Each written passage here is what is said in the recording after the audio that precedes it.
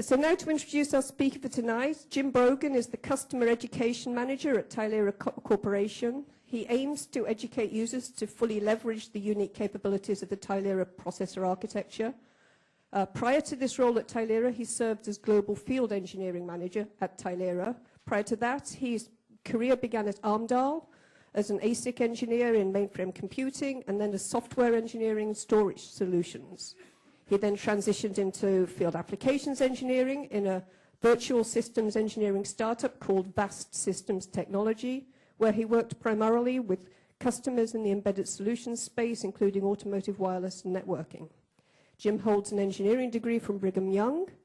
When working late, traveling, speaking to captive audiences, he is survived by his wife and 4 lovely children. And tonight he will introduce us to the application domain of cybersecurity and an implementation based on TILExtreme's TILE-Gx processors. So ladies and gentlemen, a warm welcome to Jim Brogan.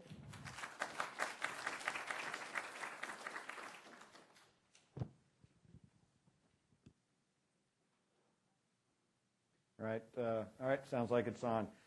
So you have to write these introductions yourself.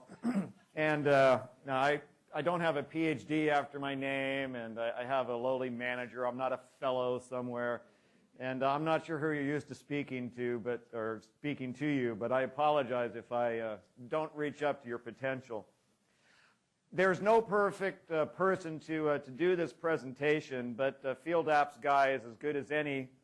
Field application engineers tend to have a broad range of interest, and they can soon get themselves into trouble in multiple domains, and maybe we'll do that tonight. When I was young, I wanted to be a doctor at first, but I should have known I was going to go into engineering. I remember at age 5 sitting in front of my Jack-in-the-Box, wondering how in the world this thing worked, why it always popped up at the same moment. And I remember calculating the risk. I can take it apart and figure it out, but maybe I won't be able to put it back together, and maybe I won't even figure it out. But I'm happy to report, as part of my qualifications, that I successfully pulled it apart, figured out how it worked, and put it back together. So, thanks. So I didn't include all that in the introduction, but I thought you should know. So we're going to talk a little bit about attacks. We'll talk about the Suricata application. I have a lot of slides on the Suricata application, but I'm going to go through those very quickly. Hopefully you'll be a little bit familiar with that space, and you can use the slides as a reference later.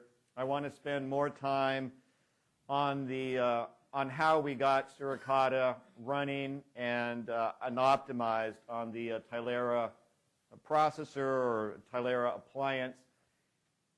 And in order to understand some of the optimizations, I'll have to tell you a little bit about the architecture of the TILExtreme processor. And then we'll conclude with a couple of performance numbers just to bring it all home. So in the exciting world of being attacked by everyone, there are a surprisingly large number of ways that people can go after your data, not to mention internal people who have access there that are even worse. So here's a list of the things that we are worried about. The Suricata application is like the next generation Snort, and it aims to identify these attacks and weed them out if at all possible. We attached our Suricata once we got it running to a real network, and over a short period of time we identified, I know you can't read those, but if you get the real slides later, you can recognize some of these. So even on, this was a relatively obscure company that isn't necessarily subject or famous to, not subject to a lot of attacks. And even they received a fair number of threats in a short period of time. So it's a dangerous world we live in, and that's why applications like Snort and Suricata are still in use and sought after. And with the ever-increasing bandwidth of the network, the bandwidth of these intrusion detection programs becomes ever more important. So Suricata does intrusion detection and intrusion protection. It was written to provide an open source application to do this. Snort has become privatized, and Snort was written a long time ago, and the founders of the Suricata effort wanted to build something that was multi-threaded from the ground up, that took some other fresh approaches, and just because they disagreed with some of the things that were being done in Snort. It is funded by the U.S. Department of Homeland Security, so we suspect it will have backing for a significant amount of time. There are a consortium of vendors. There's an ecosystem. We'll talk a little bit about some of the elements of that coming up as well. So it is multiple, it's multi-threaded, and it will decode the packets, it can reassemble them, it can do a little bit of the deep packet inspection, classify them according to the type of traffic, and adjust the things that it looks for based on the classification of the packets. And you can see some of the comparisons of Suricata to Snort, the multi-threading versus a single thread. So it's easier to deploy on a large set of data. It does not have to be all handled on a single core, or you don't have to launch multiple processes and then find a way for them to communicate with them. So it was made to scale. The architects wanted to be able to concentrate on the quality of the intrusion detection and then let the hardware platforms provide the performance. And the open source community is quite active today and really maintaining the project well. It's written in a nice modular fashion. There's an excellent framework. When we did the port, we found it very easy to identify the parts that had to be adopted to our architecture, plug them in without changing the rest of the code base. It was easy to customize it in other ways. It's easy to make it configurable in ways that it isn't out of the box. So it's very well thought out. So these are the slides then that I will go through very quickly. So it doesn't matter to me if you can read them or not, as long as you can read the big bullets. It's meant to be scalable. It will identify the different protocols of the packets coming in on the network. It will identify files across multiple packets, the MD5 checksums, extracting these files. The engines that it has allow it to do the detection and the prevention. It can handle PCAP files.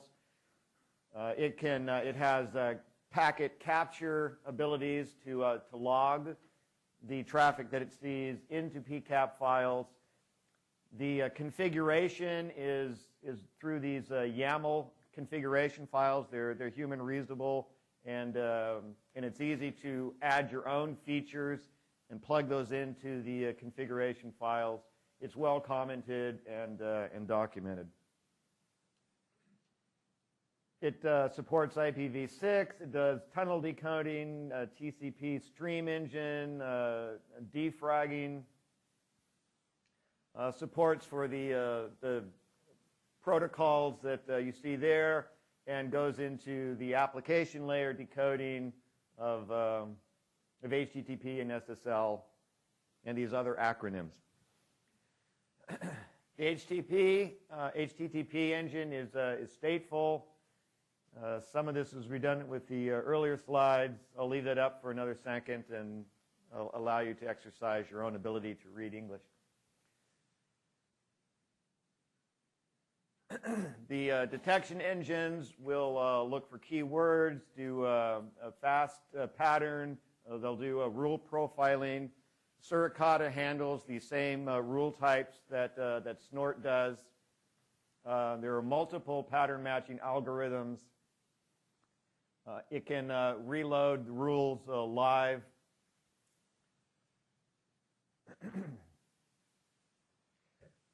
After it has identified various threats, then on the output side you want to take some action based on the things that the engine has found. Oh, I've got the slides in front of me. I'll look at that instead of showing you the back. The engine has found. Oh, I've got the slides in front of me. I'll look at that instead of showing you the back of my head. Alert, fast log. Well, I guess I won't. PCAP info, prelude support, drop log, stats, lots of different ways to handle the alerts. You can configure it to handle the alerts on a per rule basis with thresholds, rate limiting. It's fully configurable threading. You're able to specify how many threads you want, where you want them. There are different run modes. We'll talk about that in detail coming up.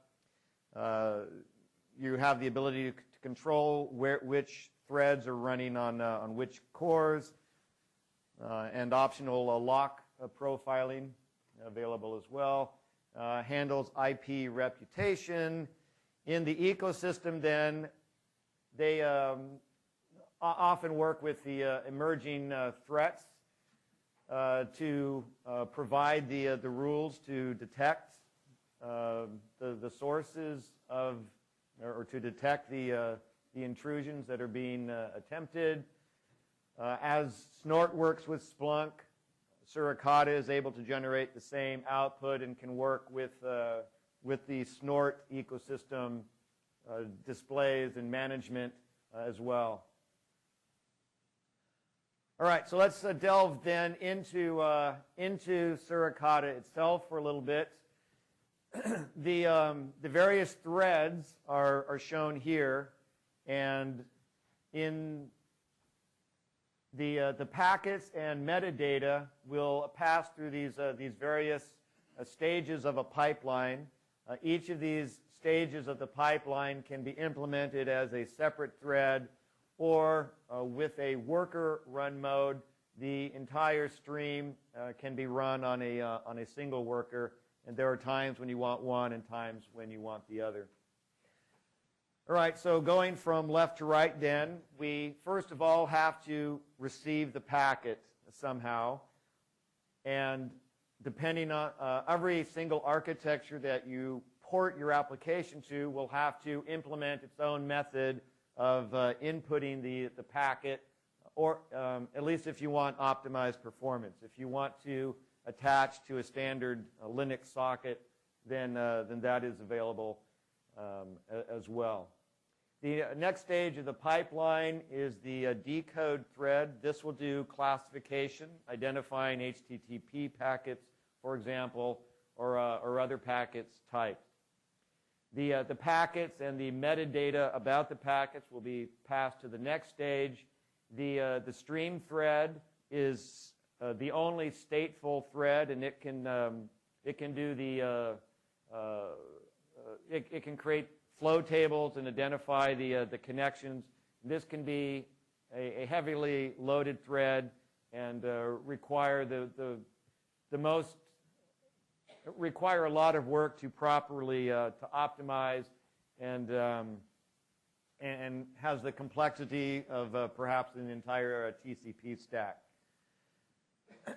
The penultimate stage, it's penultimate because the output stage is not drawn in here, but the penultimate stage is the detection, and this will examine the character streams, looking for various threats or doing a regular expression matching.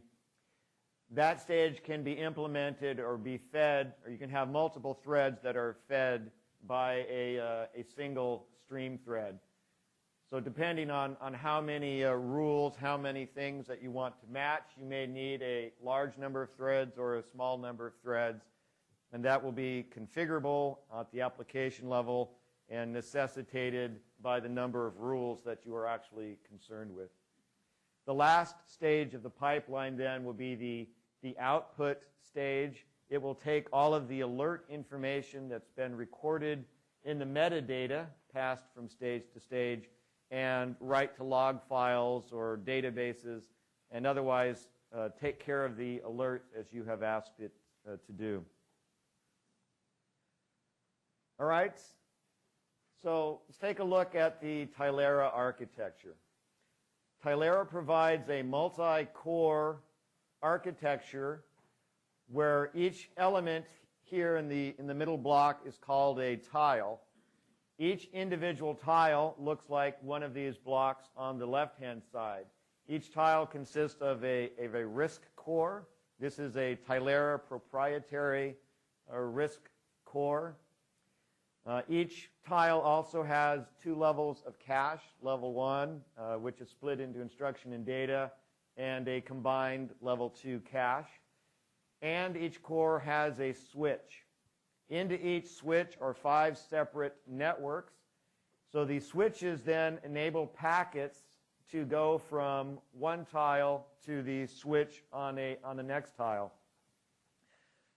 One of the more typical transactions that you would see is if you had a cache miss, the cache engine would put together a request and send a cache line request to a memory controller or to another tile. Because we have a large number of cores, the rules of geometry say that the amount of cache available to each individual processor would be smaller than if we had, say, 2 cores. The chip as a whole has as much cache as any other modern architecture, but it is divided up into smaller pieces because there are more cores that want them. So one of the ways to give every core more cache than he has locally is to allow them to share the L2s on the other cores. We implement that, then each L2 acts as a shared level 3 cache for all of the other tiles. And there's a great deal of our IP involved in maintaining the coherency of this cache and making sure that this works very well. Some of the benefits of the mesh network are bandwidth. There are 5 separate networks used for 5 different purposes, and we can make the width of each of these 5 networks appropriate to the types of traffic that it is going to send. The pathways are short. Everybody talks to their neighbor. When they talk to their neighbor, they only talk to the switch on the neighbor, so we're not interrupting the cores as we pass requests and responses from one tile to another. There are multiple pathways between targets and destinations. So there's almost, if anything is over-provisioned on our processor, it's the mesh network. We want that to be the air that they breathe. We want them never to be starved for information. The name of the game is eliminating contention or arbitration on the mesh network. Since the pathways are short, we can run these at a high clock speed, and the mesh network will send flits at the same rate as the core clock. On the TILERA processor, that's nominally 1.2 gigahertz. So we provide high performance not by maximizing the throughput of an individual processor, but by keeping them small and low power and giving you a lot of them so that you can run many, many threads. And for multi-threaded applications, that provides an overall higher performance than a few very optimized, many-staged cores. The communication then, all communication is done through the mesh network. There are no separate interrupt lines. Interrupts are delivered as packets on the mesh networks. Communication with the memory controllers is also sent by packets, requests and responses over the mesh network. Data is transferred to and from our network interfaces and our PCIe as packets on the mesh network. Something such as our network processor and Ethernet interface has a DMA engine, and when they transfer packets in or packets out of the processor, they will do so by transferring the data to the level 3 caches rather than going to memory. So when a packet arrives, it's already warmed up the cache, and it can be processed very quickly, unless you purposely ignore it for a long time, in which case the caches would flush it out to memory. There are many times when you can do all of your packet processing without ever pushing anything out to memory. It will be on chip the whole time. Similarly, the PCIe and encryption and compression hardware accelerators will DMA data in and out of cache.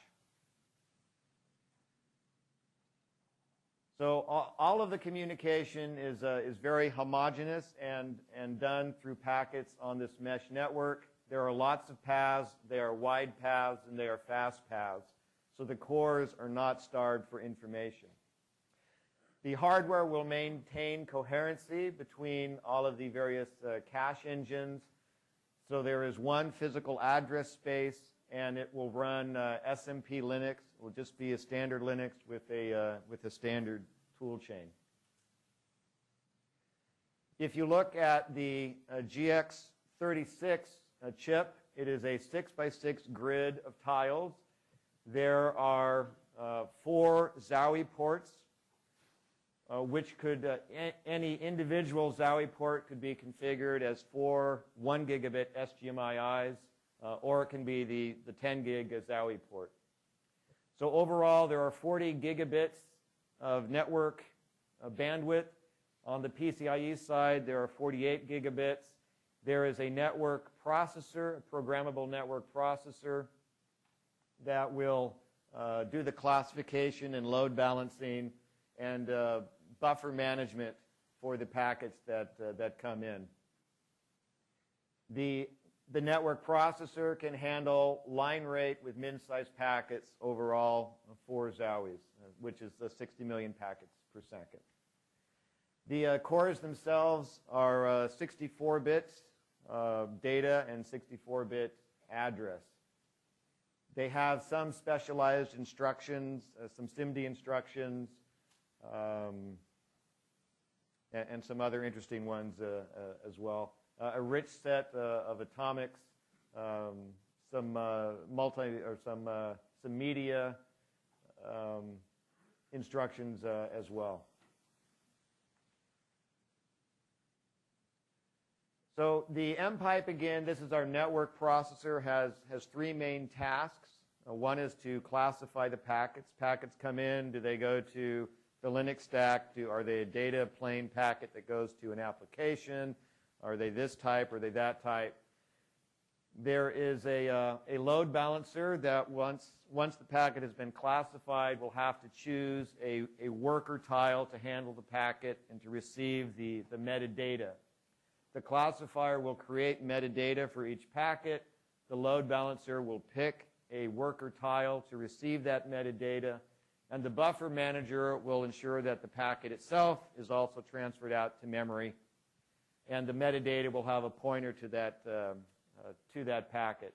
The buffer manager will manage various stacks, so you can pull off large buffers or small or large buffers, and then return them for reuse once the worker tile has finished processing that packet. This allows us to do a significant portion of the processing without consuming resources and with a minimal latency compared to doing those on the cores themselves. There are hardware accelerators that we don't need to talk about tonight, but they will do compression and encryption services. They are virtualized, as are the mPIPE and the PCIe interfaces.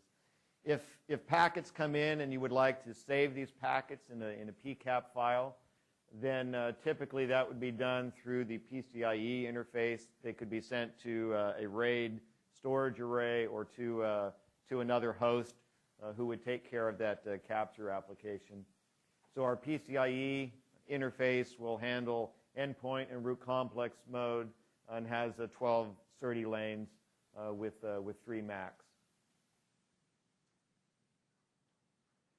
On the software side, it's just a Linux machine with the standard tool chain.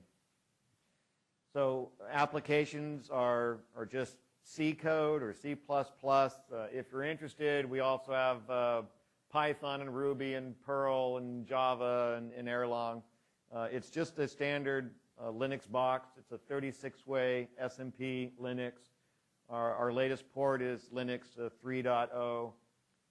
Most applications are written in C, compiled with GCC, debugged with GDB. Some of the tools that you would use to profile an application would be gprof or oprofile or mudflap. What was the one we just did? Okay, I'll think of it in a minute.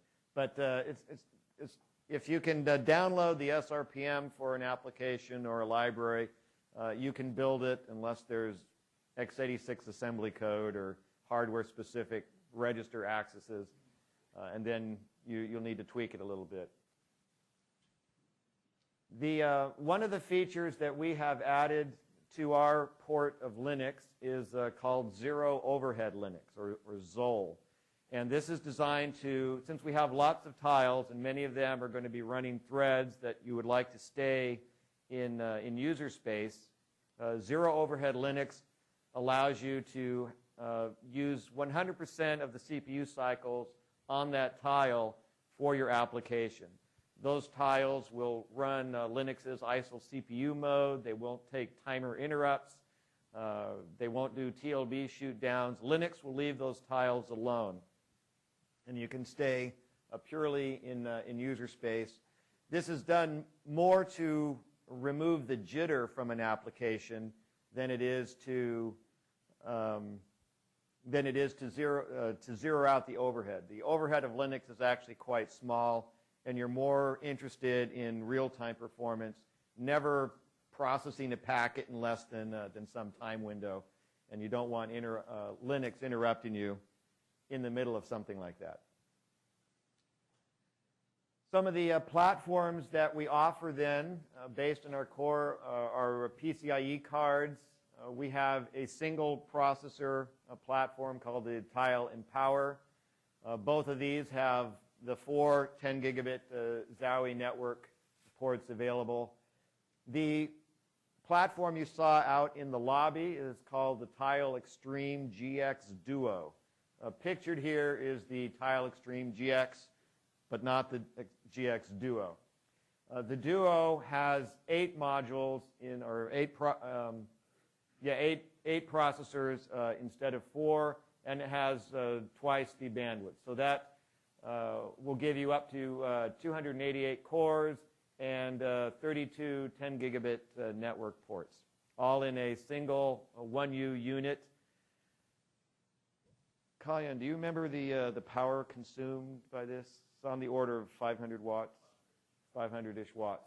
So 500 watts, 1U, rackable. And the performance numbers that we give you later will be based on that 288 core machine.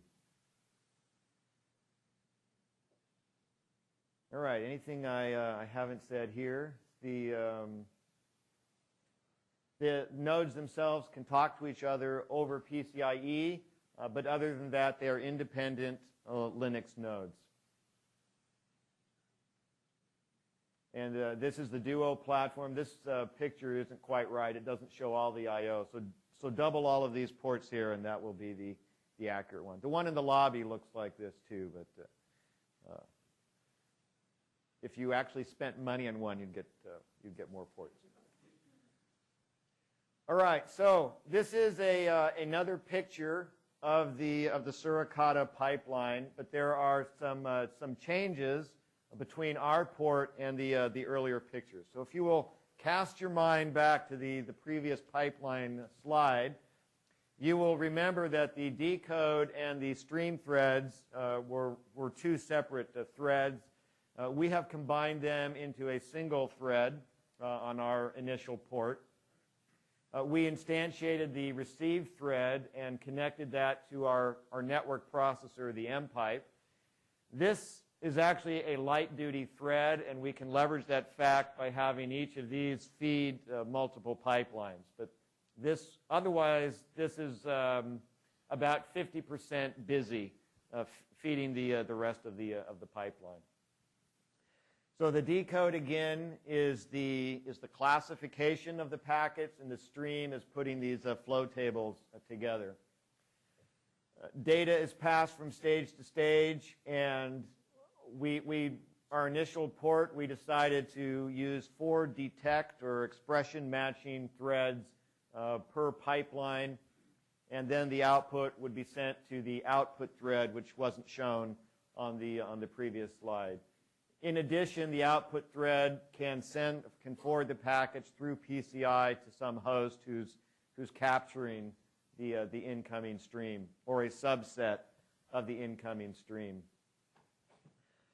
So I talked a little bit about these zero overhead Linux tiles, and one of the optimizations almost everybody makes on the Tilera processor is to put all of their threads on a single tile, make sure that no other threads are sharing that tile, so that they can run in this zero overhead Linux mode. If you have multiple threads on a tile, then Linux has to run the scheduler, and you will be subject to Linux interrupts and things. So if you really want to have 100% of the CPUs, you want to be the sole thread on a tile. The initial Suricata port did not support multiple pipelines. It was written to have one pipeline that looked like this, but you could change the number of detect threads, and you could affinitize the detect threads. Our port allowed you to create multiple of these pipelines. So our network processor was then feeding multiple receive threads, and they would pass the packets and the metadata to other tiles, other threads, running the decode and stream functionality. The mPIPE has hardware that allows you to do the load balancing, so it can operate in a round-robin mode, which isn't very useful for Suricata. You want the affinity. So among the choices you have, if you would like flow affinity, are strict flow affinity, where once a flow is identified, it will always go down the same pipeline. Or you could allow rebalancing when certain events occur. Like an ingress queue is full, you might, rather than dropping a packet, you might decide that is a legal time to rebalance and send the flow elsewhere. And there are other possible ways of rebalancing as well. But by and large, most of the time a flow will stay in the same pipeline, but you can configure whether you want it strictly or if you want it to occasionally be allowed to rebalance. In addition to the threads shown here, since the stream functionality is maintaining a flow table shared by all of the pipelines, an additional thread is needed to clean out old entries or stale entries from that, and that thread also needs to run on a zero overhead Linux tile as well. Which means that this particular configuration of 5 pipelines with 7 tiles each is not a good choice for a 36-core chip. In addition to the 35, we need a tile to run the cleanup, and we need a tile just to be a standard Linux housekeeping tile. If you run the cleanup thread on the standard Linux tile, then you get some data sharing effects that are less than desirable. So a more viable candidate is to reduce the number of receive threads, since each of them can feed 2 pipelines, and reduce the number of detect threads in each pipeline.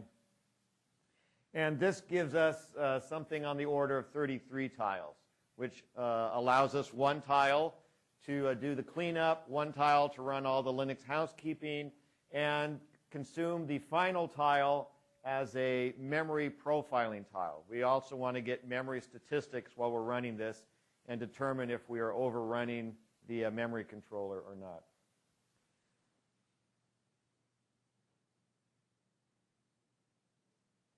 All right, with the optional capture capability, the performance remains the same. Whether we turn on intrusion protection in addition to the intrusion detection, the performance through the pipeline has remained very high. If you turn both of them on, you might get a 5 to 10% degradation in performance. But overall, we don't see a huge hit from either of those. So the first pass then at porting this application, we got it up and running in 2 days. And this was with a programmer who had never used our network processor before. So that was the thing that impressed me. And this was, the initial port used some reasonable number of threads. The Suricata framework and modularity, again, was very sophisticated. It's nice to know that in the open source community there's good code as well as the things that were abandoned years ago. And this has been a very nice multi-threaded, well-written bit of code to port. One of the first things then we did to modify the Suricata source was to add support for those multiple pipelines. The engineer who did this said, I've got 36 cores, what am I going to do with them all? And the obvious choice at that time was to add multiple pipelines. We'll talk about another way of using them coming up. Our engineer and our department is working very tightly with the Suricata community to do this right, to keep them informed. We've been contributing bug fixes. We are on schedule to contribute the TILERA specific changes back to the community, so they will be downloaded. And you can contact people other than me if you want to know schedules. As I mentioned before, Suricata is configurable with these YAML files. YAMLs are like a markup language, but without all of the markup stuff. It's human readable, and it's quite nice. Some of the things that we have added are specific. I won't go through the details. Well, I'll go through a couple of the details. I mentioned that there are different ways of balancing the traffic. You can do strictly static flow affinity or allow balancing. So that is specific to the TILERA architecture, and we can modify the configuration file to support that TILERA feature. You can turn packet capturing on or off, identify the ports where you want to examine the traffic. Our hardware buffer manager supports buffers of various sizes, and as you allocate memory, you can say how much of memory you want assigned to each of those various buffer sizes. Some of the other features then that we had to add were how many pipelines do you want, how many detect threads do you want per pipeline. There's different queuing modes. We'll talk about that in a coming slide. Whether or not you want our hardware accelerators to perform memory copy for you, or if you want to do it in software. All right, so since the initial port, Suricata came out with a worker mode where they put the entire pipeline into a single thread. The idea being to eliminate the overhead of these queues that are passing the packets and the metadata from one stage to the next. So the overhead of these queues is about 10%, which is worth recapturing. And for most traffic patterns then, despite all the work on the pipelines, we recommend that you use the worker mode. We have lots of tiles. We just get to run more workers than you would run on most processors. In the case where you had one single flow that was dominating, or a few flows that were dominating the overall traffic, that big flow would not be handleable by a single tile. And in that case, you'd want to go back to a pipelined mode. So we have our pool of workers then, and each of them, again, is affinitized to a data plane or a ZOL tile. And this is achieving the highest bandwidth that we've seen so far, as opposed to the pipelines.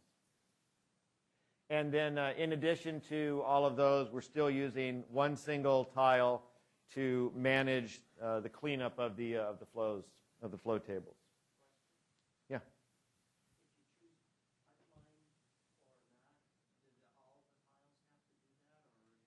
Yeah, I don't think, not that it wouldn't be possible, but either everything's a worker or you have pipelines. You can't have a pool of workers and two pipelines, which would be cool if you had a dominating flow and you could identify it and load balance it ahead of time.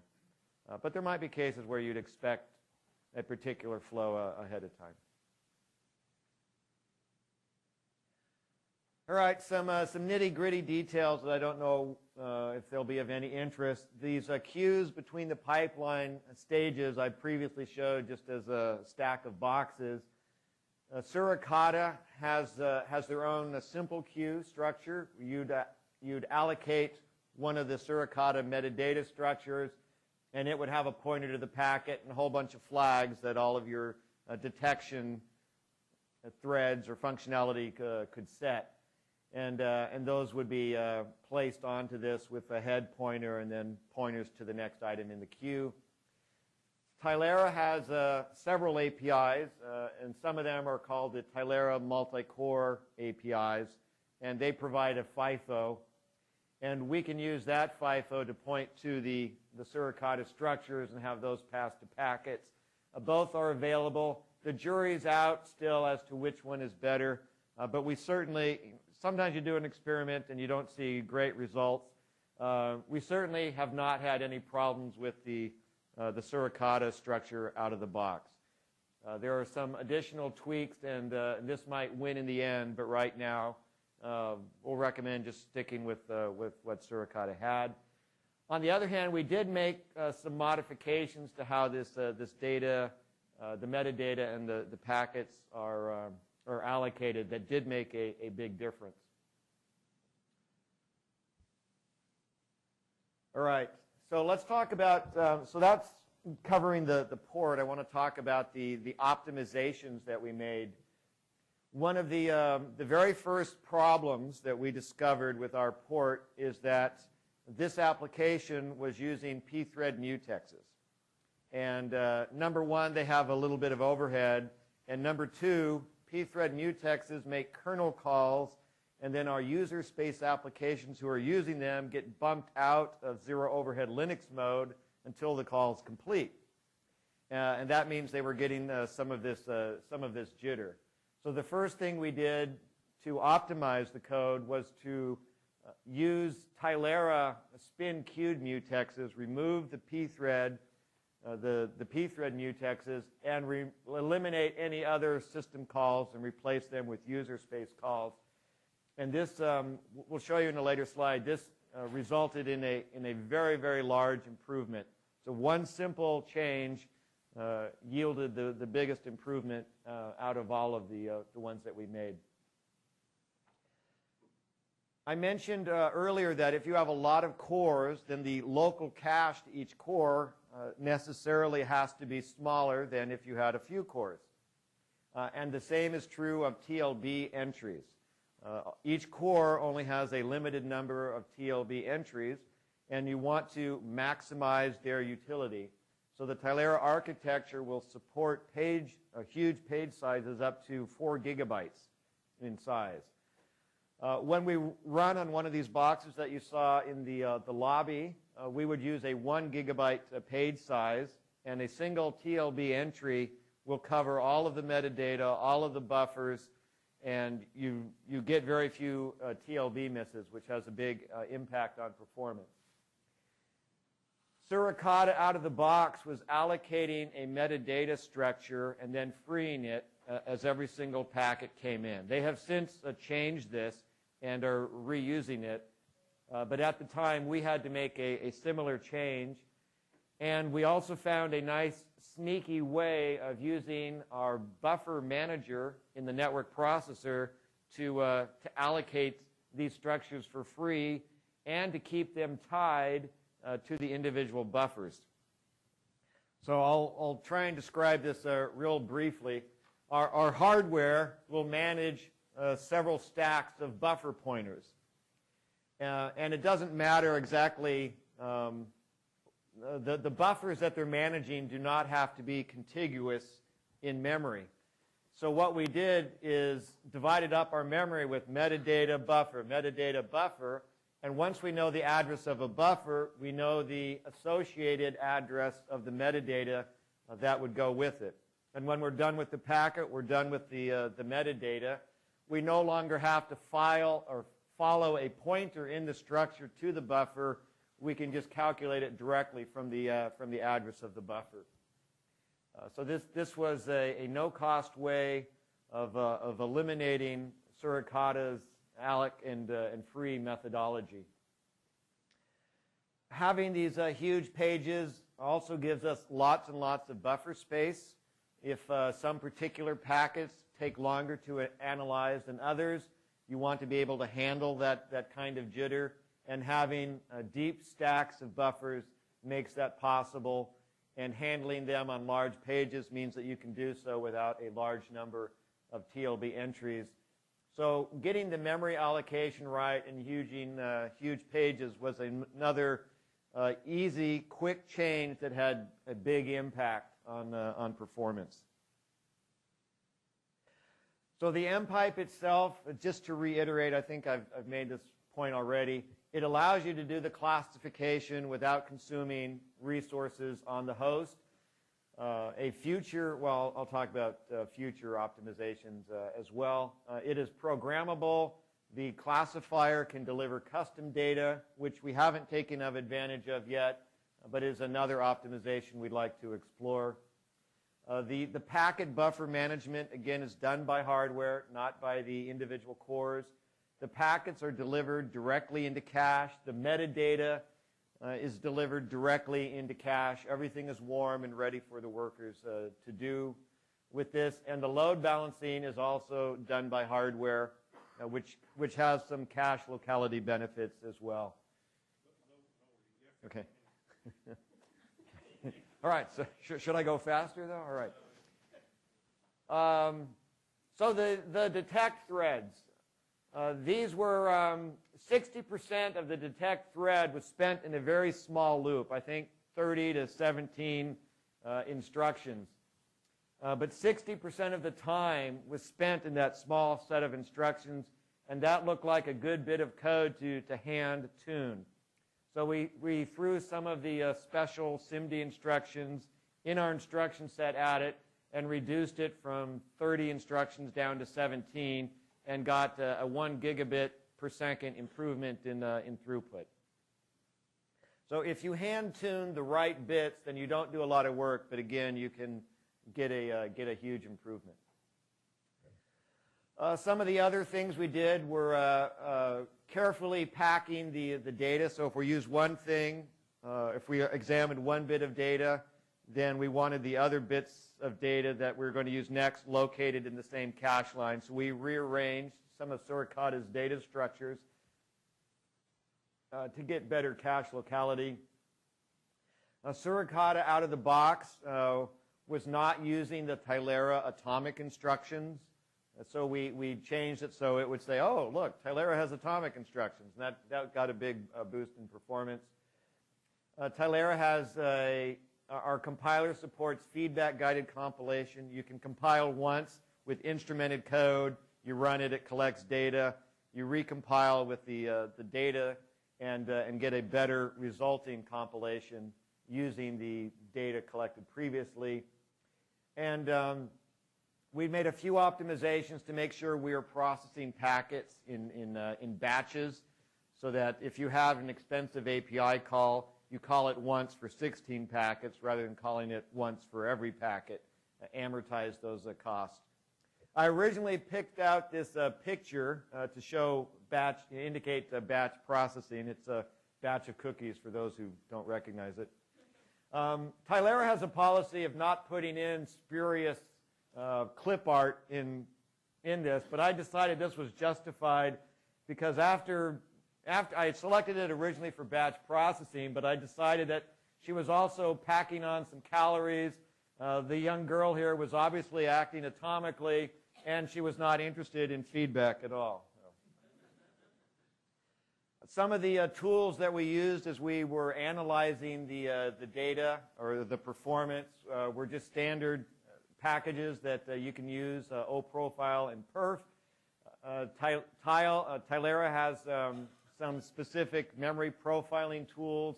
mPIPE is also counting statistics and drop packets and throughput, so that was very useful. With the zero overhead Linux tiles, it's very important to ascertain that you're not getting interrupts on those tiles. So we have a pseudo file that gives us that information. And Suricata itself contains some instrumentation. So we didn't have to do anything particularly unusual or difficult in order to figure out what we wanted to optimize. Going forward, optimization, of course, is never, ever complete. It's just, when have you gotten the 80-20 balance correct? Also, the Suricata code base is still adding features and changing things, and then things have to be retweaked when they do that. Some of the things we might do are find other inner loops that are worth hand-tuning. We might want to look at the pattern table used by the decode or the detect threads and maybe pack or re-architect those. There are other areas where batching might bring us benefits.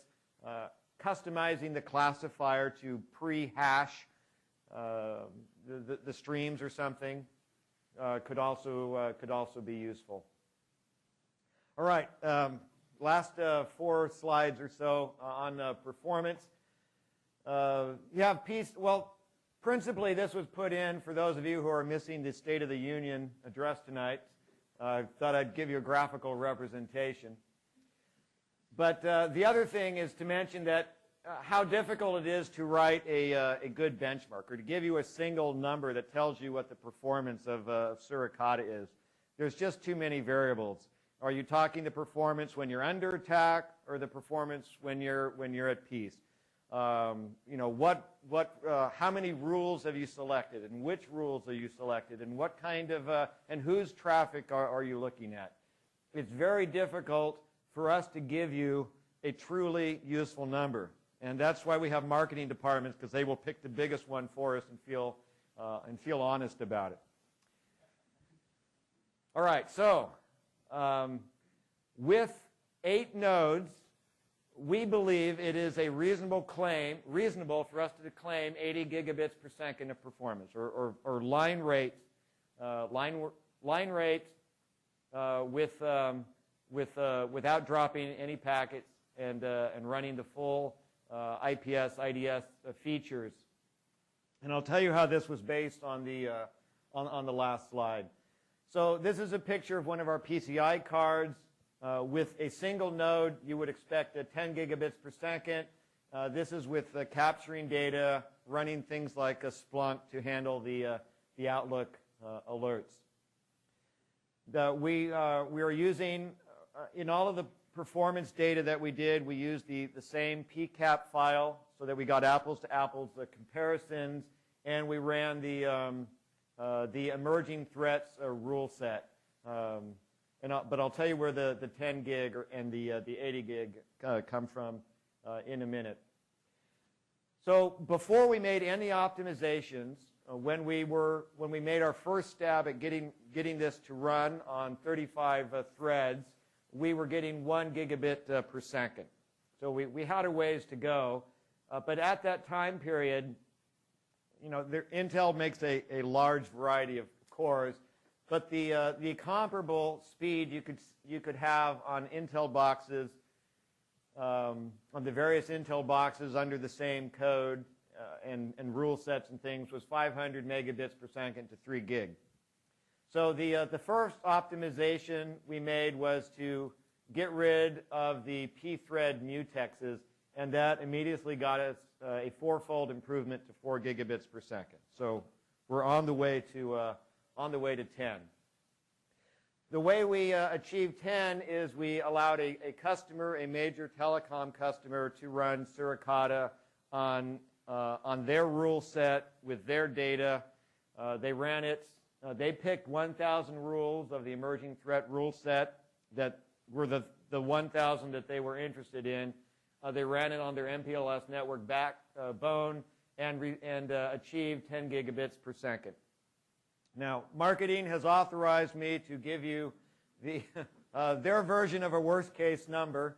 If we run on our standard traffic PCAP file that we've been using to measure this, without changing that and using the full emerging set rule set, which is about 12,000 rules, we are achieving 8.5 gigabits per second today. So you can take the numbers and do with them as you will. About 4 weeks ago, we were reporting 7.5, and then within the last 4 weeks, we did that hand tuning of that inner loop, and that got us the extra gig to 8.5. So that's it. Thank you.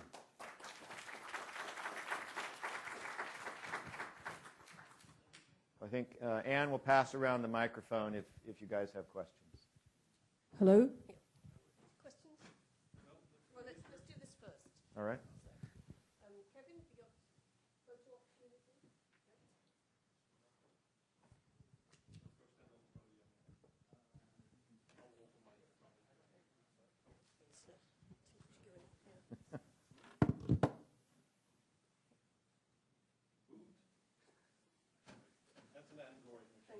Well, thank you very much. I appreciate it. Yeah. Hold it in your stomach. Yeah. Thank you. Oh, thank you. No, I should have been wearing this the whole time. Actually, I'm fairly used to it. I was born short, fat, and bald, and So, sorry, questions? hasn't been an issue. So we will bring the microphone around if you have questions. Raise your hand and I wonder whether you have some real-world statistic, what percentage of the packages can be parsed and what cannot be parsed? By the application or by the network processor? So the network processor handles line rate with min-sized packets. It has about a 200 cycle budget per packet if they're small packets. And our baseline program that we deliver to customers does the full 5-tuple hash, full IPv4 or IPv6 classification, and has an overhead of over 20% of the cycles still available to you if you want to do customization. On your slides, I saw HTTP, but I did not see HTTPS. Fair question, and since I didn't do the port, I actually don't have any idea whether or not Suricata supports that or not. In terms of performance, you've got 8.5 gigabits per second? With the full rule set and the PCAP file that we choose to throw at it. Okay, and the conventional Intel boxes can yield 3.5? So the Intel today, I'm not quite sure. Kalyan, do you? Okay.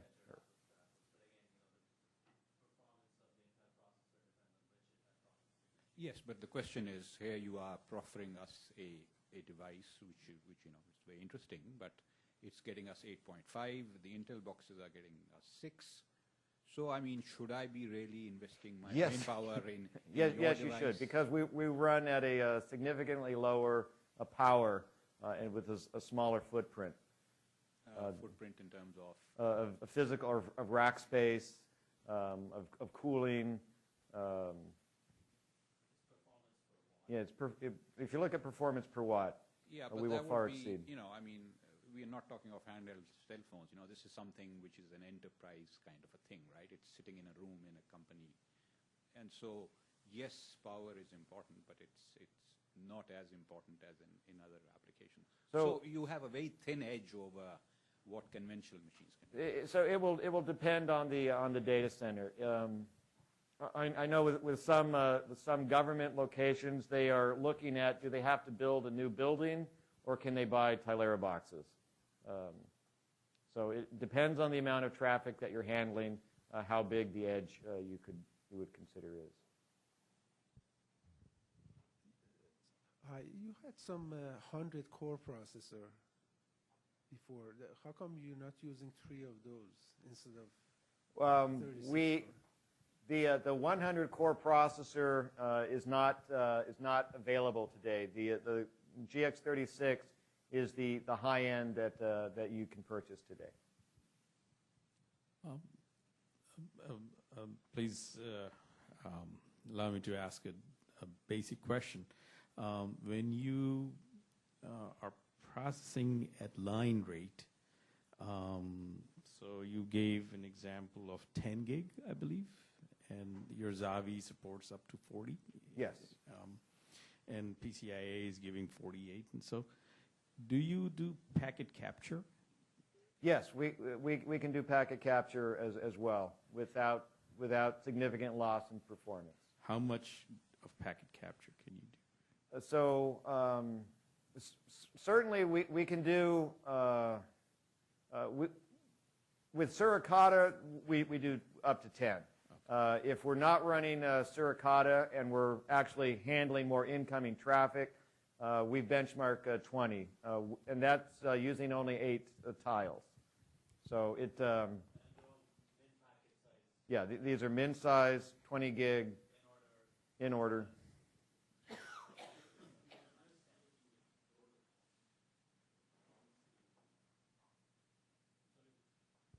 Sorry, can you say that again? So in the pipeline, you have different stages. You have mPIPE, you have receiver thread, you're doing decode and all of that stuff. If you were to just determine the type of protocol you had and siphon off the traffic from that point on, would that improve the performance? That is the kind of thing that we're looking to do with, have the mPIPE determine that ahead of time.